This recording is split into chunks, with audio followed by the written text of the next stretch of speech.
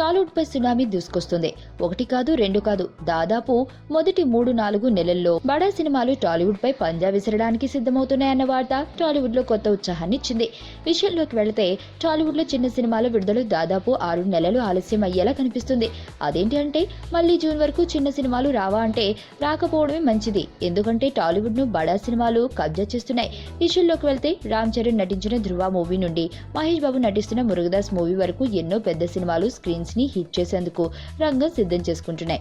అందులో ముందుగా కొత్త సంవత్సరం ఆరంభంలోనే నందమూరి నటసింహం బాలకృష్ణ నటించిన గౌతమిపుత్ర శాతకర్ణి మూవీ, అలాగే మెగాస్టార్ నటించిన 150 ఖైదీ నంబర్ 150 చిత్రాలు రిలీజ్ అవుతున్నాయి. సంక్రాంతి బరిలో పందెం కోళ్లుగా నిలవడంతో ఈ 2 మూవీలతో జనవరి నెల పూర్తి అవుతుంది.